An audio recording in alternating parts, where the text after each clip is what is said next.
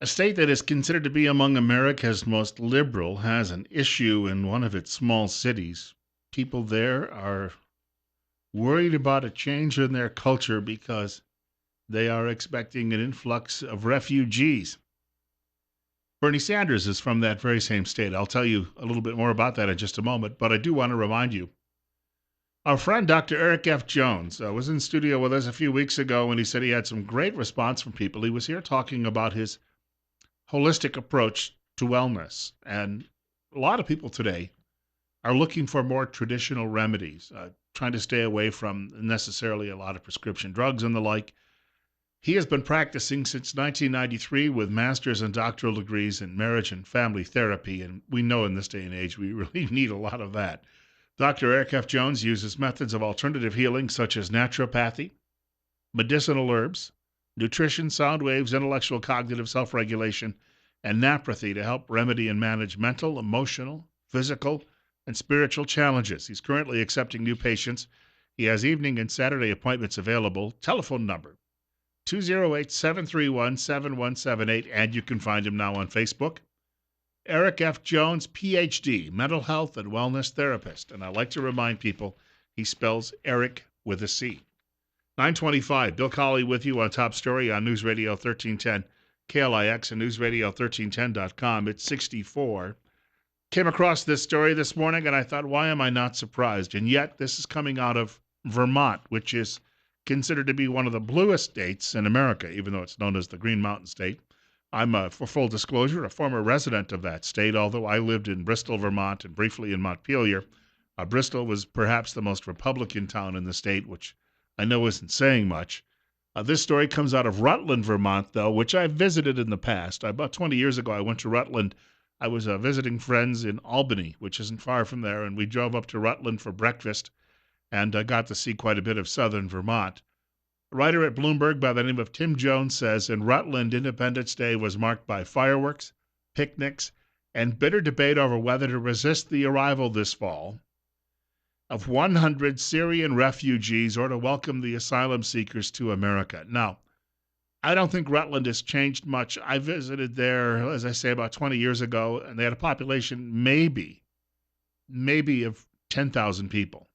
Got to remember, it's a small state. The state capital of Montpelier only has about 11,000. Rutland is about the same size. It's not a big community. So you're talking 100 newcomers very quickly could change the pattern of that culture.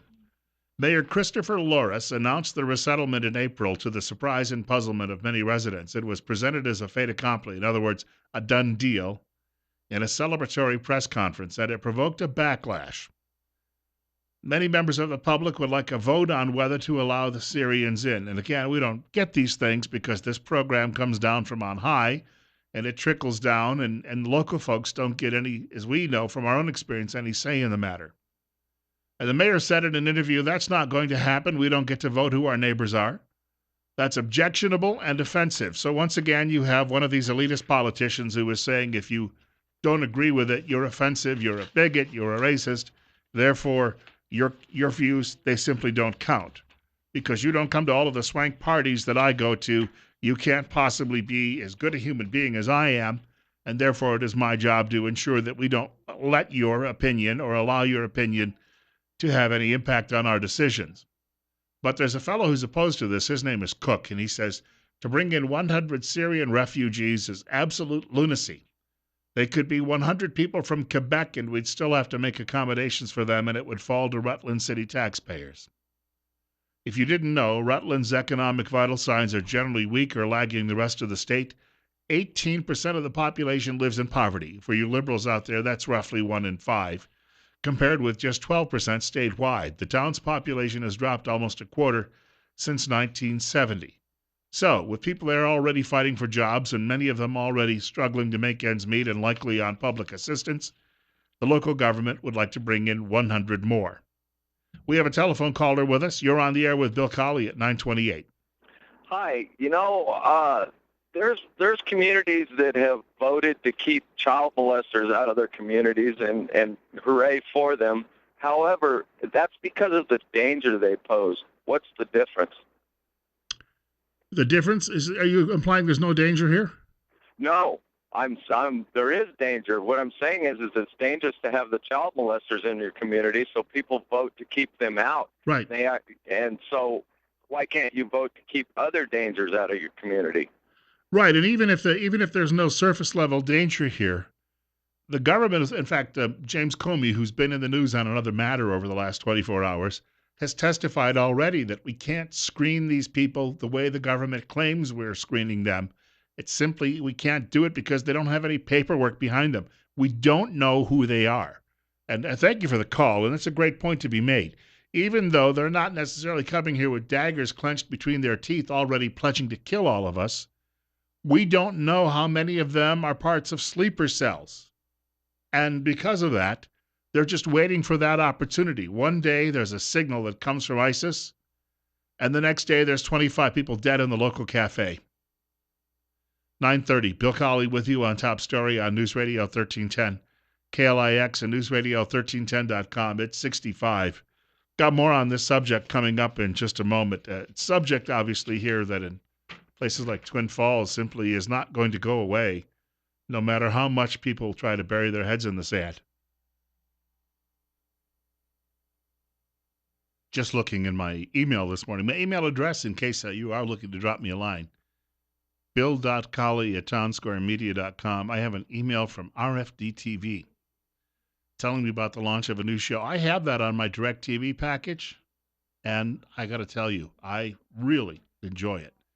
If you haven't seen it yet, well, they have a lot of great classic country music shows.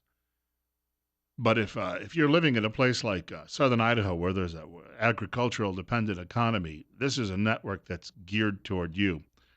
So I'm reading through the email, and I think we need to get somebody from the network on as a guest on the show one of these days. 9:34, Bill Colley with you this morning. Top Story is the show on News Radio 1310 KLIX and newsradio1310.com at 66.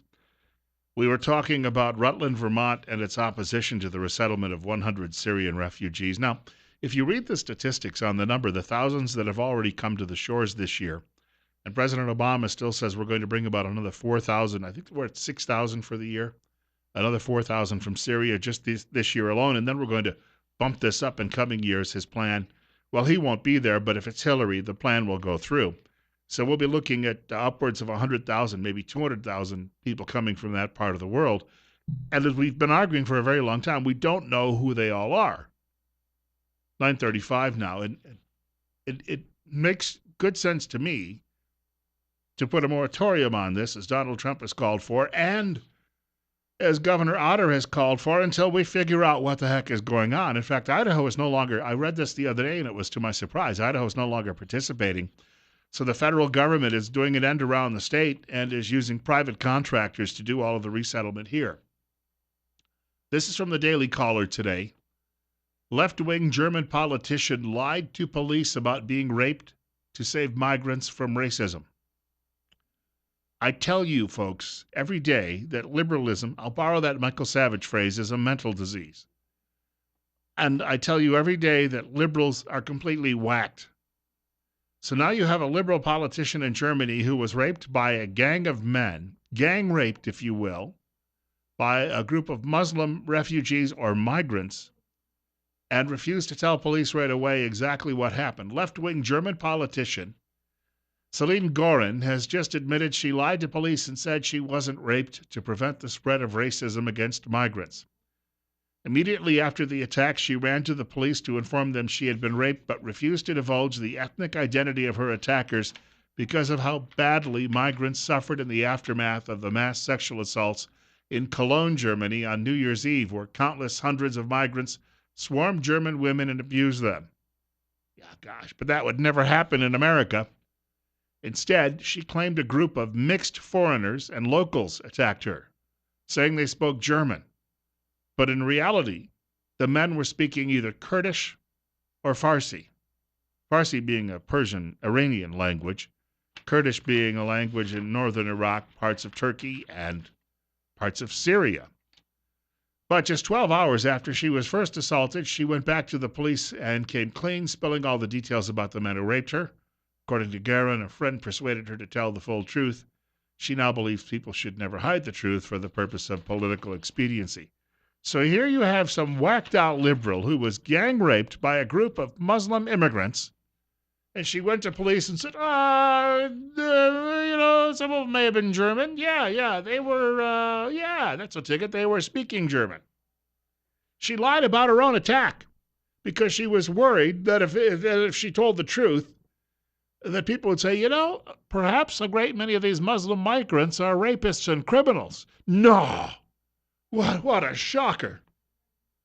9:38. Bill Colley with you on Top Story on News Radio 1310 KLIX and newsradio1310.com. I'm glad she eventually decided 24 hours later to have an epiphany and come and tell the truth. But this just goes to show you, liberals are okay with crimes being committed against you. And if you complain, you're just a bigot and a racist. But if a liberal themselves are victimized, they have to struggle with it for a while, but eventually they find their own conscience and they have to come forward and tell the truth. But it's got to be a real eye-opener. She wanted to protect her attackers because, even though she reported her attackers, because she was afraid it might give that impression that they were bad people. Or that amongst them there are bad people. Is that a better way to put that? Does it sound at all like what we deal with on the local level? Because a great many of these people who champion this program, they don't live anywhere near where these people are, so they're not harmed by it. It's like people with illegal immigrants who think that it's just fine. Well, the people behind gates who tell you we need more of it, we can't build a wall, but they live behind a gate in their neighborhood or at their home.